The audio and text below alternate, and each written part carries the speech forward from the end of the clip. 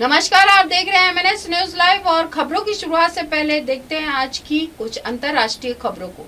नरसंहार ऐसा जो दिखा, गोली मार दिया गया। दारफूर में बह गई खून की नदियां, हार कर पीछे हटी सेना, यूएन का फट गया कलेजा। सूडान में दारफूर इलाके का आखिरी मजबूत किला अल-फशर अब रैपिड सपोर्ट फोर्सेस के हाथों में चला गया है। सेना के चीफ जनरल अब्देल फताह अल बुरहान ने सोमवार रात को ऐलान किया कि उनकी फौज वहां से पीछे हट रही है। दारफूर में रैपिड सपोर्ट फोर्सेस ने मौत का तांडव कुछ इस तरह मचाया कि अब अल-फशर शहर खून से लाल हो चुका है। आरएसएफ के लड़ाकों ने गोली मार मार कर नरसंहार मचा दिया है, जिसमें संयुक्त राष्ट्र का कलेजा दर्द से फट रहा है। लाखों लोगों की जान चली गई है, बच्चे भूख से तड़प रहे हैं। गोली मारकर नरसंहार हो रहा है, खून की नदियां बह रही है। सोमवार रात जनरल अल बुरहान ने ऐलान किया कि सेना अल-फशर छोड़ रही है, जिसकी वजह से आरएसएफ का खूनी खेल चल रहा है। सोशल मीडिया पर वीडियो वायरल में भागते लोगों पर ताबड़तोड़ गोलियां चलाई जा रही है। एक क्लिप में दिखाया है कि हथियारबंद गुंडे बच्चों को गोली मार रहे हैं। सूडान डॉक्टर नेटवर्क कह रहा है कि ये जघन्य नरसंहार है। दर्जनों लाशें सड़कों पर पड़ी हुई है, अस्पतालों पर हमला, दवाइयां लूटी गई, डॉक्टरों को पीटा जा रहा है। अल जजीरा ने सूडान डॉक्टर्स नेटवर्क के हवाले से आरएसएफ के हमले को जघन्य नरसंहार बताया है, जिसमें दर्जनों लोगों की मौत हुई और अस्पतालों व चिकित्सा सुविधाओं की व्यापक लूटपाट की खबर है। नागरिक बचाने को मजबूर हुए। अल बुरहान का बयान आया कि आरएसएफ सिस्टमैटिक हत्या कर रहा है, हम शहर को पूरी तरह तबाह नहीं होने दे सकते, और अंत में सेना का आखिरी गढ़ भी छिन गया है। आरएसएफ ने मेन मिलिट्री बेस का अपना झंडा लहरा दिया है, जिसके बाद जमकर जश्न भी मनाया गया। अब 2,05,000 लोग उनके रहमो करम पर है, जिसमें आधे बच्चे भी है। कोई दवा नहीं, कोई भोजन नहीं, सिर्फ डर है। यूएन का कलेजा फट रहा है। यूएन चीफ एंटोनियो गुटेरस बोले, सूडान में जो हो रहा है वो इंसानियत के खिलाफ है। ह्यूमन राइट्स ऑफिस की रिपोर्ट के मुताबिक आरएसएफ भागते लोगों को गोली मार रहा है। जातीय नफरत साफ दिख रही है।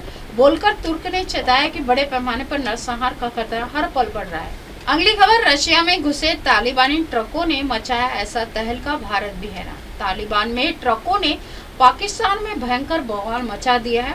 तालिबान के ये ट्रक अचानक रूस पहुंच गए हैं और इन ट्रकों को रूस भेजकर तालिबान ने रूस के ही 2 एयर डिफेंस सिस्टम को पाकिस्तान की सीमा के बाद एक्टिवेट भी कर दिया है।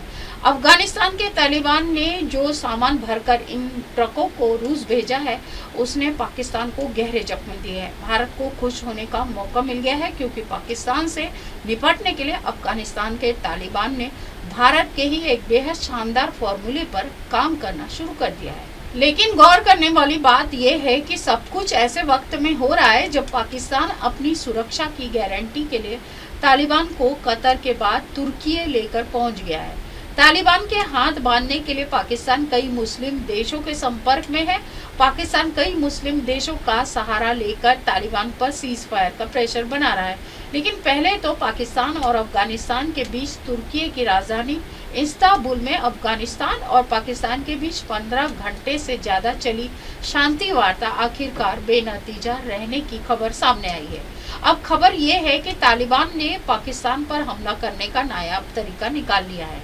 आपको बता दें कि जिस दिन से अफगानिस्तान में भारत ने अपने टेक्निकल मिशन का दर्जा बढ़ाकर उसे दूतावास बना दिया, उसी दिन से पाकिस्तान तालिबान के पीछे हाथ धोकर पड़ा है। लेकिन तालिबान ने पाकिस्तान को कुचलने के लिए ये ट्रक सड़कों पर दौड़ा दिए हैं।